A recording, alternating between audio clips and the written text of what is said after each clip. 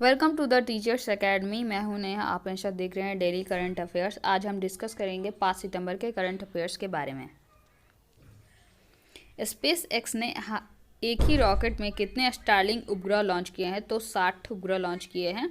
अब मुझे कमेंट करके ये बताइएगा कि स्पेस एक्स के फाउंडर कौन है। इंडो पैसिफिक पार्टनरशिप में भाग लेने वाला दूसरा यूरोपीय देश कौन बन गया है? तो जर्मनी बन गया है। और पहला देश जो है वो है फ्रांस। जर्मनी की चांसलर हैं एंजेला मार्केल और इसके प्रेसिडेंट हैं फ्रैंक वॉल्टर स्टीनमीयर। और ये अटलांटिक ओशियन में स्थित है। होम उत्सव किस बैंक ने शुरू किया है? तो आईसीआईसी बैंक ने शुरू किया है। इसकी स्थापना 1994 में हुई थी। चेयरमैन गिरीश चंद्र चतुर्वेदी हैं और इसका हेडक्वार्टर मुंबई में है। Next question. जम्मू और कश्मीर के प्रशासक ने आधिकारिक भाषा बनाने की कितनी भाषाओं की अनुशंसा की है? तो 3, कश्मीरी, डोगरी और हिंदी। और उर्दू पहले से ही वहाँ पे आधिकारिक भाषा है।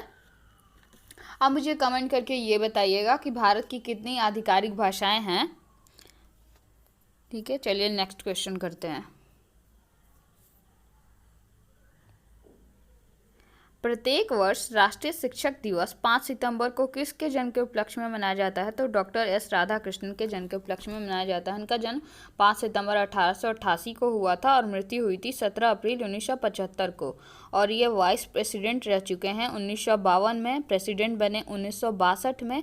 और 1962 से ही इनके जन्म दिवस पर शिक्षक दिवस मनाया जाता है 5 सितंबर को। और ये वाइस चांसलर भी रह चुके हैं आंध्रा यूनिवर्सिटी के 1931 से 36 तक। और 1939 से 48 तक ये वीएचयू में वाइस चांसलर रह चुके हैं।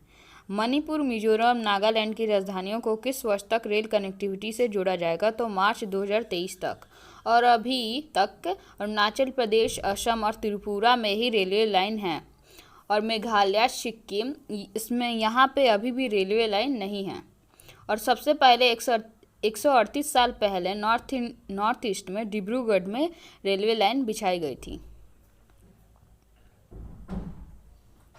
G20 शिखर सम्मेलन की मेजबानी किसने की? तो सऊदी अरब ने की। और G20 का कोई अध्यक्ष नहीं होता, इसका कोई हेडक्वार्टर भी नहीं है। जैसे जैसे कंट्री को दिया जाता है अध्यक्षता करने की, वही उसके अध्यक्ष बनते जाते हैं। और यहाँ पे 2021 में इटली में होगा और 2022 में भारत में होगा। हाल ही में किस देश ने भारत के अनुरोध पर पाकिस्तान को हथियारों की आपूर्ति नहीं करने का फैसला किया है? तो रूस ने किया है। अभी एससीओ की मीटिंग भी रूस में हो रही है, रक्षा मंत्रियों की बैठक, तो वहाँ पे राजनाथ सिंह गए हुए हैं। कर्नाटक सरकार वाटर सेट परियोजना के लिए वर्ल्ड बैंक से कितने करोड़ रुपए की ऋण सहायता लेगी? तो 600 करोड़ की लेगी सहायता। पाकिस्तान में किस देश के खिलाफ प्रोटेस्ट हो रहे हैं? तो फ्रांस के खिलाफ प्रोटेस्ट हो रहे हैं, क्योंकि यहाँ पे जो न्यूज़पेपर है फ्रांस की, चार्ली हेब्डो, उसने रिप्रिंट कर दिया है प्रोफेट मोहम्मद की कार्टून, जो सबसे पहले 30 सितंबर 2005 में डेनिश न्यूज़पेपर ने किया था, उसी को रिप्रिंट कर दिया गया है। लेटेस्ट ड्रीम नामक पुस्तक किसने लिखी है? तो पोप फ्रांसिस ने लिखी है। ये बेसिकली पुस्तक जो है वो समस्याओं पर हम कैसे अपना समाधान कर सकते हैं, इसी पे ये पुस्तक बेस्ड है। विश्व के श्रेष्ठ 400 विश्वविद्यालय के लिस्ट में कितने भारतीय विश्वविद्यालयों को शामिल किया गया है? तो 2 को किया गया है। आईआईटी बेंगलोर और आईआईटी रोपड़ को शामिल किया गया है।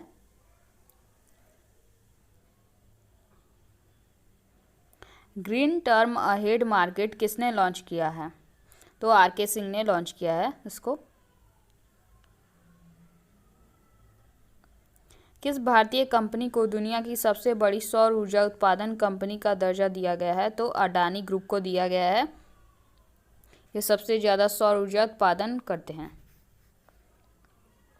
किसने राजकीय स्वामित्व वाली रक्षा ship builder Hindustan shipyard limited के अध्यक्ष और प्रबंध निदेशक के रूप में पदभार ग्रहण किया है? तो हेमंत खत्री ने ग्रहण किया है पदभार।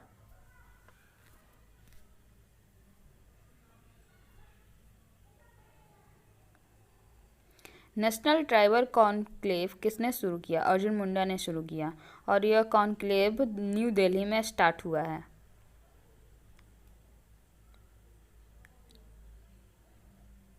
कमांड कंट्रोल रूम प्रत्येक जिले में स्थापित करने की घोषणा किस राज्य ने की?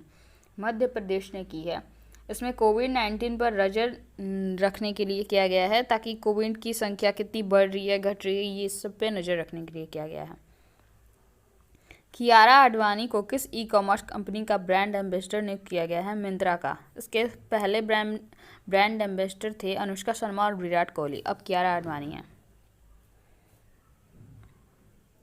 हाल ही में सरकार ने किस समिति की सिफारिश पर रेलवे बोर्ड का पुनर्गठन किया है? तो विवेक देवराय समिति, और इसके सीईओ हैं विनोद कुमार, जो अभी हाल ही में बनाए गए हैं। जापान ने कितने करोड़ रुपए का लोन भारत को इमरजेंसी कोरोना क्राइसिस के तहत दिया है? तो 3500 करोड़ का लोन दिया है, ताकि हेल्प मिल सके। तो ये था वीडियो, आई होप आपको अच्छा लगा होगा। Please like, share and subscribe teachers academy channel. और अगर आपको करेंट अफेयर्स की क्विज ज्वाइन करनी है तो आप कृपया करके टेलीग्राम ग्रुप को ज्वाइन करें, जो लिंक डिस्क्रिप्शन में दिया हुआ है। आप प्लीज़ वहाँ से ज्वाइन कर लें। So thank you.